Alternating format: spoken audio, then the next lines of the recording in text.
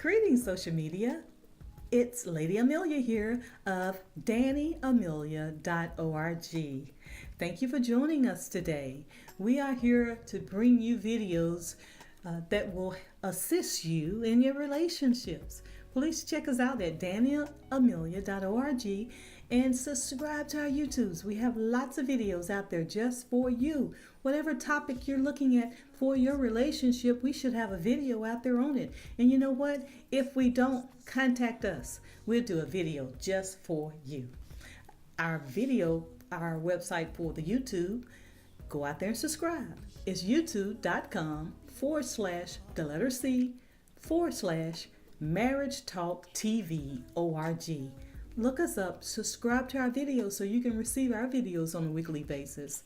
We have been discussing our new book, 10 Things You Must Do Before and After I Do. Last week we discussed Chapter 6, Healthy Marriage.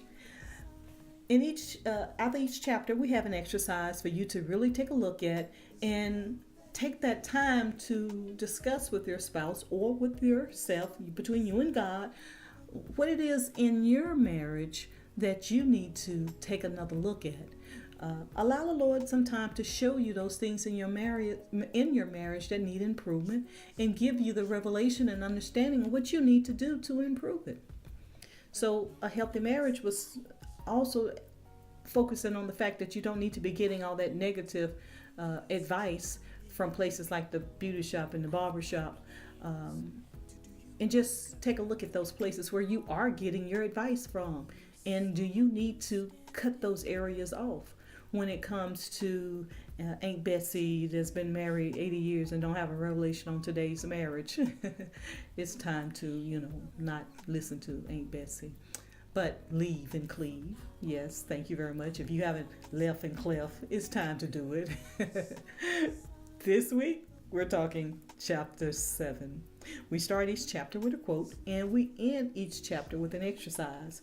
So, the quote for this week's chapter, Chapter 7, Communicate, comes from Sherry and Bob Stridoff. When a couple reaches the point of not having anything to say to one another, their marriage is in serious trouble. If you're not talking, somebody is. And that somebody is 99% of the time the enemy, telling you all that negative stuff about your relationship, all that negative stuff about your spouse that you don't need to be listening to.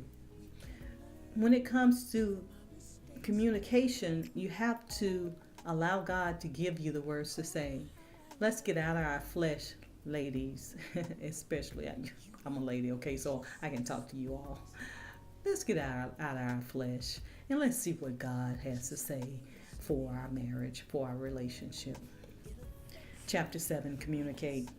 Never allow long periods of time to pass before dealing with a hurtful issue.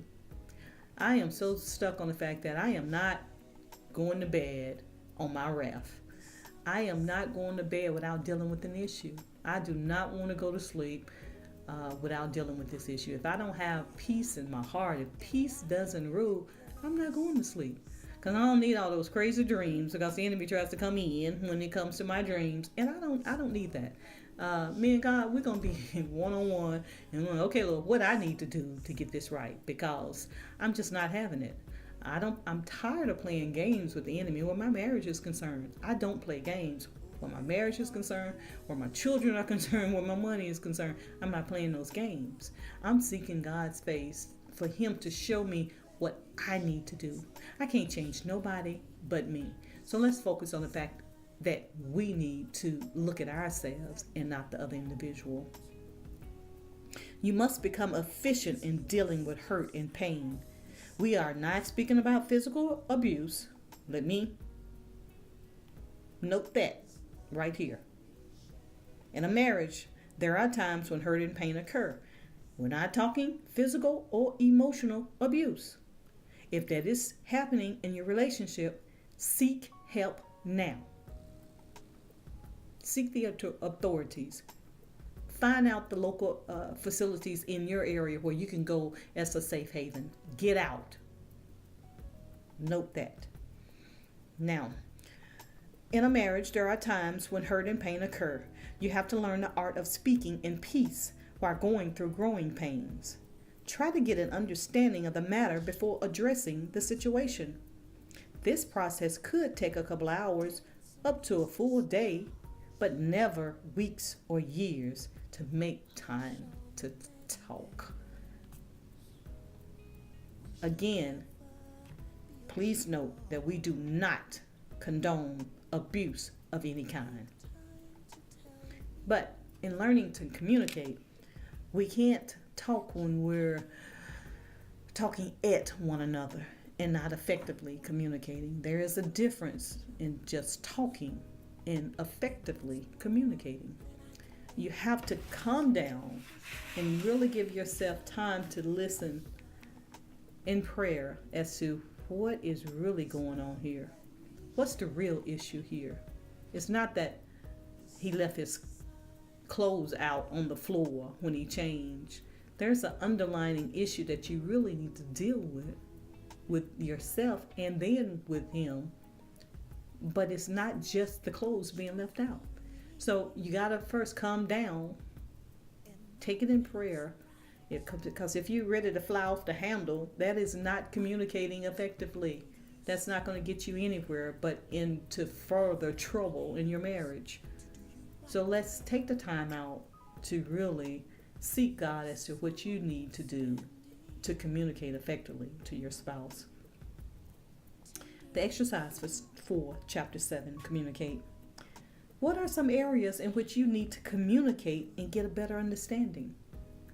Get a better understanding as to how you would like the house kept, who plays what role in keeping the house kept that way. To ease the frustration and anger as to something being left out.